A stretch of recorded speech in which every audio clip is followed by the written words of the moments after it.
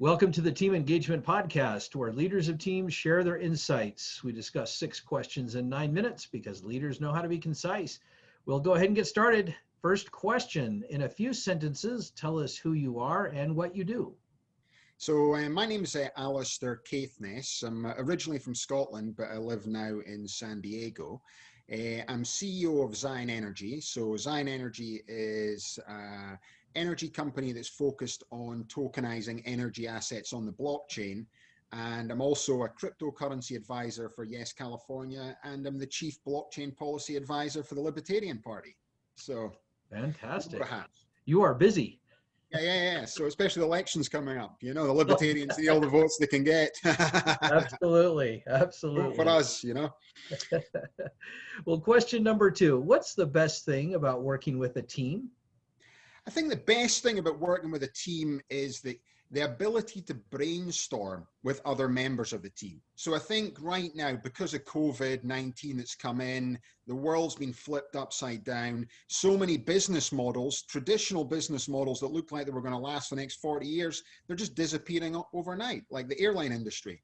So for our industry, we've had to pivot away from just being oil and gas production, which we were doing. Now we're looking into renewable energy. Now we're into tokenizing energy assets. So it was the ability to work with my key members of the team that allowed us to pivot the company over the last 6 months. So, when the oil price went to minus 38, it was not looking good for anyone involved in the energy industry. And then 6 months later, our company's in the cusp of doing some great projects on the blockchain. And I feel that if it wasn't for the team and having a close team of guys to work with and brainstorm with, you could just be in a dead end on your own. So brainstorming, I think, is the key.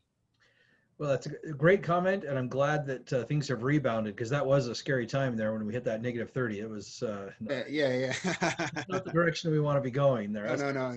With renewable energy and stuff like that, we're involved in the renewable energy sector. So for our company, we pivoted into that as well. So we're tokenizing not just oil and gas assets, but we're looking to tokenize our first solar farm. We acquired an interest in a solar lease, and this was all in the downturn. So I think what's happened is it's fast-tracked our company into renewable energy as well, which to a lot of people out there, they'll like this. A lot of the oil and gas guys in Texas, maybe not. But, it's the energy source of the future. So, you just have to take what's happened.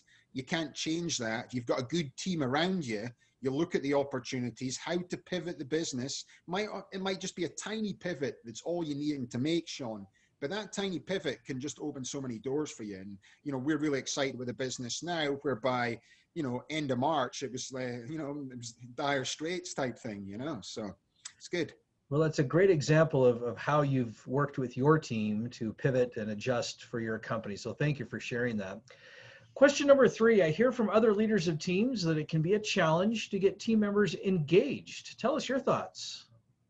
I think engagement, it comes into fitting in with their own personal desires. So if you're engaged with people who are coming along the journey with you, but people can lose or become disengaged because it's not relevant to them anymore, So I think it's always difficult. My background was actually in sales and business development. So I was running sales team for about 15 years in the oil and gas industry and the information business industry.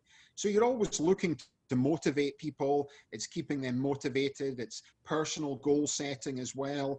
And if someone in your team finds another avenue in life that's more suitable for them, then, you should always be supportive for them to go off in their direction as well. So it's that personal goal setting in line with a company goal setting and keep pushing the business forward, which I think is key, That's a great comment, because it is hard sometimes to let someone go a different path. And yet, as you pointed out, that's such a critical piece to allow them to find something that's perhaps more aligned with where their passion is, where their values are, whatever it may be. But I think that's a great comment.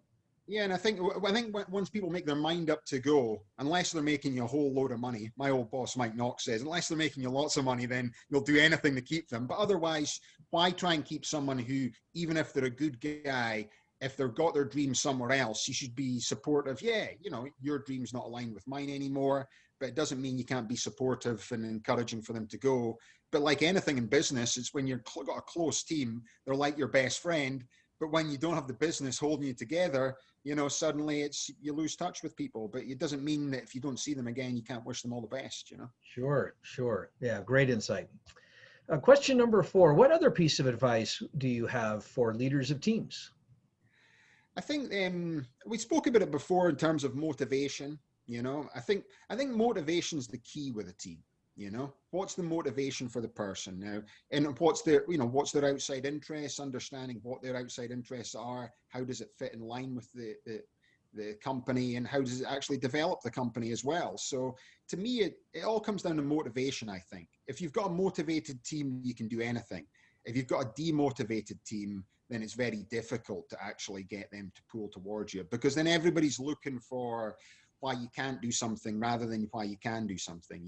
It's the great quote of, if you think you can or you think you can't, you're probably right. And I think with most teams, it's like that all the time. If you've got a team of guys who are looking to push boundaries, that's why someone like Elon Musk is going from PayPal to Tesla to suddenly he's running space programs, and it's just there'll be key people that's taken him all the way through, but he's pivoted a lot in what he's doing, and he'll take the key guys with him, and I think that's the same with all teams as well. There's certain members will come and go, they'll be motivated for, but if someone else is motivated for something else, you just have to wish them best and keep them going, because if you've got a team of demotivated people, then it's very difficult to do anything. Very true. Very true. Question number 5. What other successful leaders of teams would you recognize that have had a positive influence in your life? So positive influence in my life, in terms of recommending for the podcast. Oh, either that or So just someone that you'd like to recognize, either way. yeah, I was just thinking someone, I just spoke about him there before, Mike Knox. So he was he's no longer with us, but he was my first sort of manager, ran a company back in Scotland that took me and really developed me from a business perspective. So if you go into a company and you find a CEO in a company who's prepared to put their time into you, to developing you, to spend time not only teaching you but training you, and that ability is, I've been to university, I've got a degree, I've been educational stuff all the way through, I've done different sort of qualifications throughout my career, but I always think if you're in a team and you find someone in that team who's obviously more senior than you, and whether it's the line manager, CEO, anyone like that, if they start to spend their time with you and see your potential, it's amazing how they can grow you. So I've always remembered that when I'm working with people is, I always try and see the best in people and potential of people and try and grow that to, the best of their capabilities and ability as well, So it's, and in terms of the podcast, I was thinking of someone else to recommend would be good is a guy from Houston. His name's Adam Bloomberg. He he's co-founder of a company, Interaxis, and he speaks about the subject area, and he's involved in finance, but he's involved in the change. He's actually educating finance guys about artificial intelligence, blockchain, security tokens. He speaks on this as well, runs his own sort of podcast and things like that. And I thought he'd be a great person to bring on your show because he's dealing with lots and lots of different people. Well, thank you. I appreciate that. I appreciate you recognizing those individuals as well as making that recommendation. I'll definitely look up at them and see what we can do there. Yeah, he'd be good for the show. Yeah, definitely. It sure sounds like it. Well, 6th and final question. Tell us about your first job. So my first job I was a paper boy in Brechin in Scotland. And it was a Sunday paper round. So the Sunday papers in Scotland are always thicker than the small weekly paper rounds. Most young kids, if they're watching that, won't even understand what happens right now. But back then, you used to take the paper and you have to deliver it through the paper door. So in Scotland, we don't have boxes like you're out here in the street. You actually put it in the door itself. There's letter boxes. So you pop it through the letter box, and then the person will leave change on the door. And then you'd have to pick up all the change, go around your route. Some people got rolls, some people all got different types of papers. There was like 100 different houses I had to do. And then it was how quickly I could go all the way around, get all the money in, and make my little profit in terms of my margins, then work out. And then each week it was a different amount of money. And if someone was off, they wouldn't leave their money and I'd have to tally it all on. So it was a bit like being a little entrepreneur back when it was like 10 and 11, and then you're on your bike and then you want to papers and that. But it's digital age, so people won't be doing this the same, but back then that was my first job, so I always think back to it. Very good. I like that story. I was a paper boy as well when I was about that same age. And so I can relate at least to some degree to what it's like to be delivering those papers. So, Especially in the horrible rain and that, and then you've left the paper, and then the guy gets his paper and it's wet, and he's crazy. I did not do that. I'm not paying you for this paper, That's even though right. it's soaked. Oh, yep. I That remember. would be worse as well. You got the snow, you know. Well, very good. Alastair, thank you so much for being on the podcast today. How can people find you? Yeah, so the easiest way to find me is on our website, which is ziyen.com, which is ziyen.com. And then also on LinkedIn. I'm quite active in LinkedIn as well. I've got about 20,000 followers on LinkedIn. So it's just Alastair Caithness. I'm the only one, you know? Very good.